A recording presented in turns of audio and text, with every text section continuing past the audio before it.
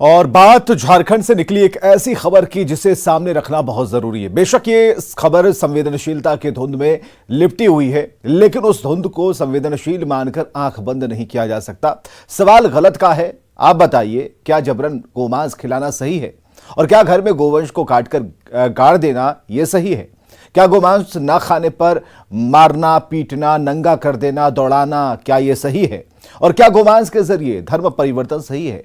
वो भी तब जब झारखंड में धर्मांतरण के खिलाफ प्रभावी कानून मौजूद हैं। अगर नहीं तो अपनी संवेदनशीलता उन लोगों की ओर शिफ्ट कर दीजिए जो इस कुकृत्य का शिकार हुए हैं। नाम चंदन रविदास, उम्र 40 साल, वक्त रात के 11 बजे, तारीख 31 दिसंबर 2022, स्थान उधवा, राधानगर थाना क्षेत्र, पाकीजा मोड़ के पास, साहिबगंज।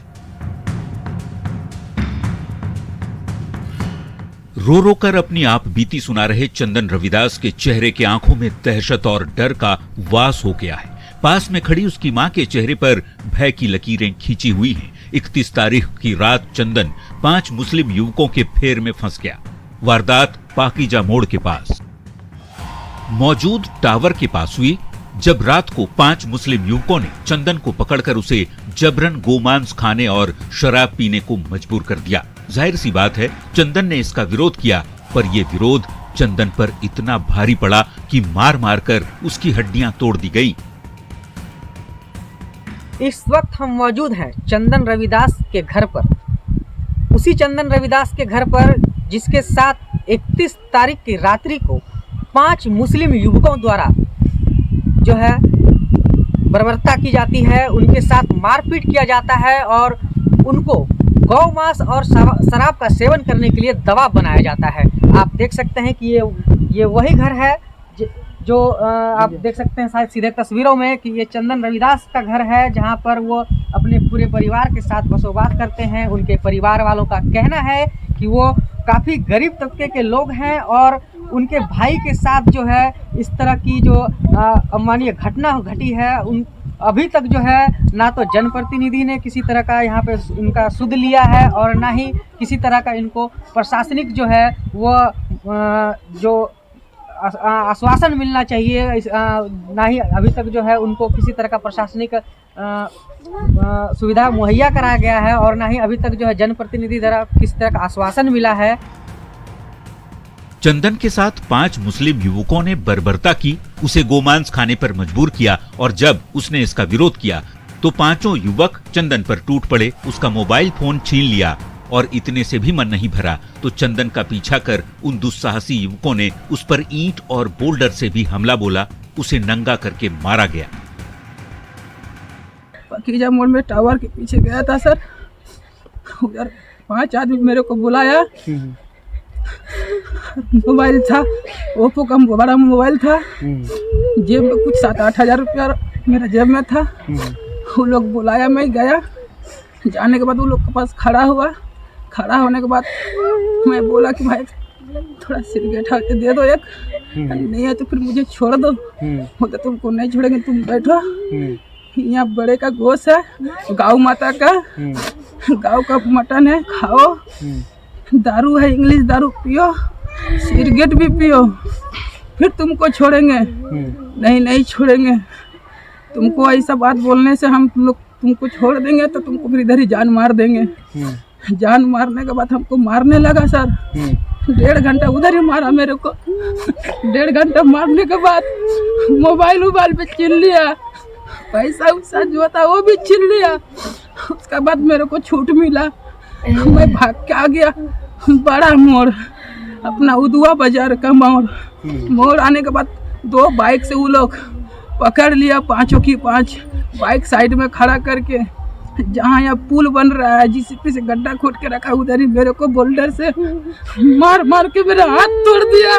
सीना में मार रहा है, माथा में मार रहा है, पीठ में मार रहा है, नंगा करके मार रहा है।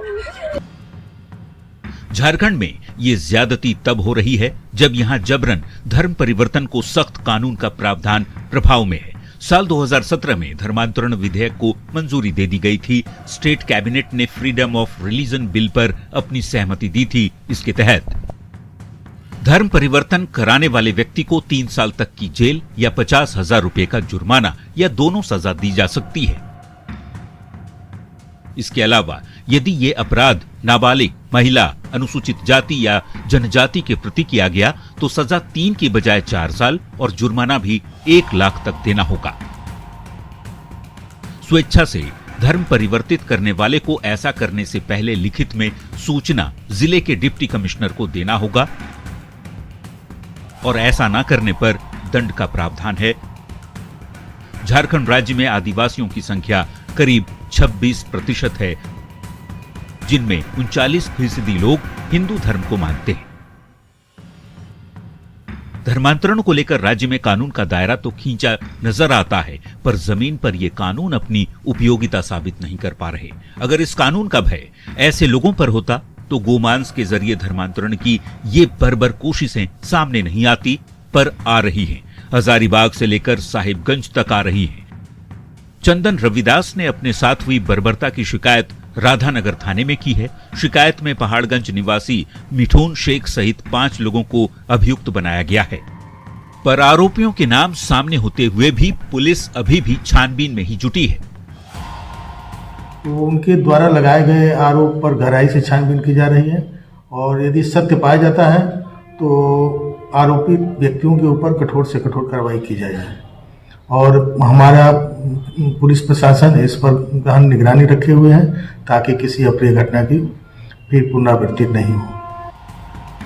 चंदन रविदास को टारगेट करने वाले उसे जबरन गोमांस खिलाना चाहते थे। आखिर ऐसा करने का मकसद क्या है, ये समझना मुश्किल नहीं।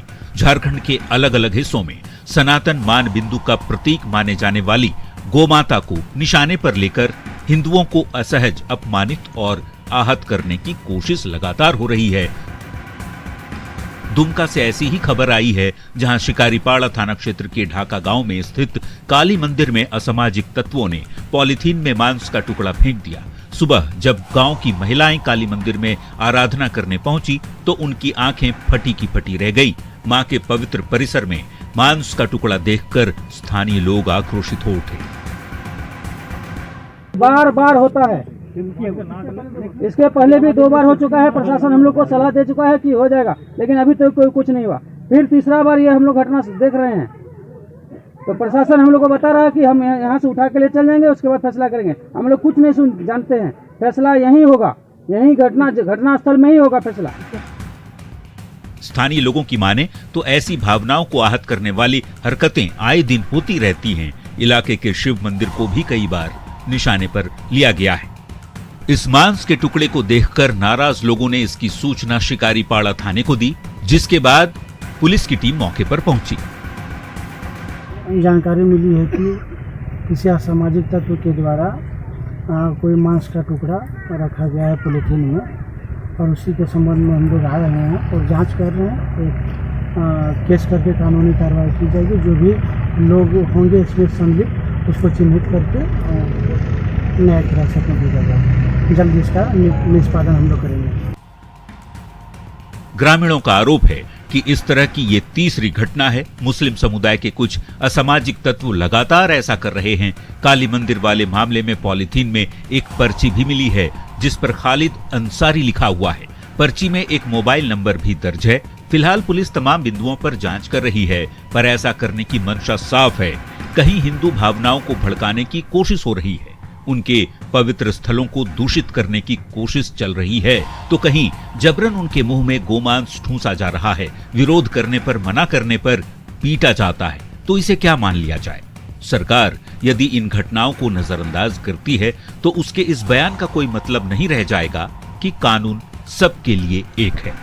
न्यूज़ 18 के लिए साहिबगंज से पवन कुमार राय के साथ दुमका से नितेश कुमार की रिपोर्ट। तो विशेष में आज के लिए बस इतना ही। आप बने रहिए हमारे